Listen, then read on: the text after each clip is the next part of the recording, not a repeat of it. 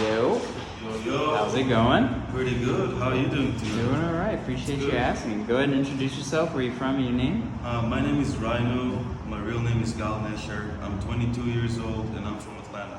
Oh, nice. What how'd you first get into DJing? When I was like 10 years old, honestly, for the first time, I don't know, it kind of started interesting me. And I never really did anything about it until like 7th grade when I was 13. And then Martin Garrix dropped Animals. And I remember listening to it, and he was 17 back at the time. And I was like, wow, I was so amazed. And I was like, I really gotta start doing it. If he's 17 and he can do it, I'm 13, I got enough time to learn and be able to do it by 17. So about like 13, 14 is when I started doing all of it. But about when I turned 17 or so, I kind of started like winding down from the music. I got caught up with other stuff, and I was transitioning because I moved into America, so it was a new country, and I was making friends and whatnot. But about 8 months ago or so, I decided I wanna start making music again because I realized how much it was missing. Next thing you know, a few months, started getting shows, and now we're here. So who would you say are your biggest musical influences? Right now, I've been really in like the minimal tech house zone and stuff, so I love listening to Sosa UK, Clooney, Joshua, a lot of artists like that. I'm also into UK garage, so night-based records really like is very like up my alley. Like I love the stuff they make.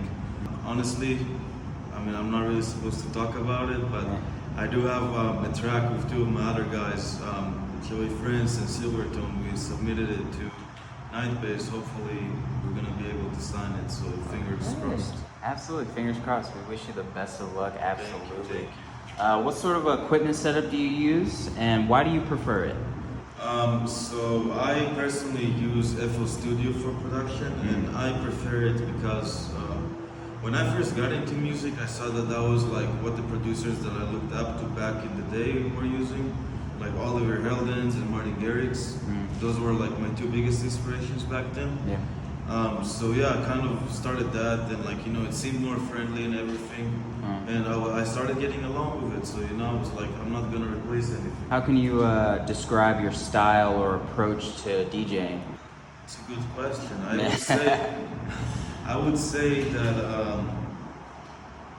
I have like a different approach than the approach that there is in Atlanta. It's very bass focused, dubstep, rhythm, whatsoever. I focus on like minimal house, tech house, techno, deep house, and it's like much more like of a European scenery music. So I think that I am bringing like something more unique to the city. What's been your most memorable gig so far, and why? Malpi. Oh.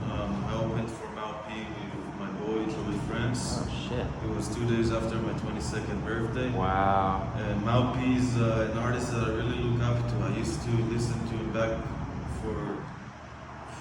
I've been listening to Malpi since like 2016 or so, back when it was Maurice West. So it was like really, really cool for me to do that, and it felt so amazing. That was my second gig. We sold the fuck out of it. Nice. It was packed, it was full house. Well, I mean, it couldn't be a better birthday weekend for me. It was really so fun. That's awesome. That's definitely something special. Can you share any challenges you faced in this profession and how you kind of overcame them? So I'm still, I think that every day, like nobody is perfect, so we're all overcoming challenges, and right now I'm overcoming a lot of them.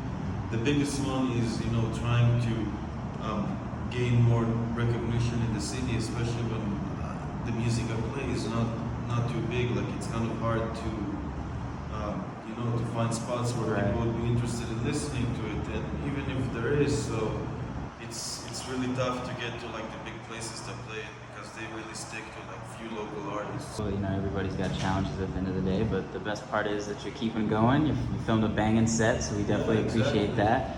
And then last question before we wrap up, what are your goals for your DJing career? First of all, doing it for fun. Mm-hmm. It's a hobby before anything. Uh, I'm not relying on anything personally, but obviously, like, it will be a dream to make it out there and really be like the big guys. I personally really believe in myself, and you know, I just think that it needs to take a lot of hard work and dedication. Everybody can do it. It's not something that I can only do, but everyone out there is like, with enough hard work, you can do whatever. Absolutely. Definitely agree. I appreciate that. Go ahead and shout yourself out one more time if you got any upcoming shows or Instagram, Twitter handles, all that stuff. Well, my Instagram is at Rhino Music 23. You should go follow that. I'll follow you back, most likely.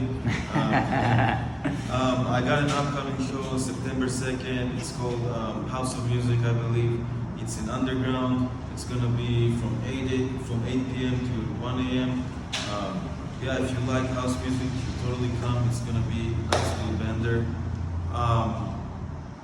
What else do I have coming up? I have a lot of new ideas that I'm about to release because, you know, finally, like, I'm starting to find myself and I'm starting to have more ability to finish my tracks and be confident of my skill and my final results.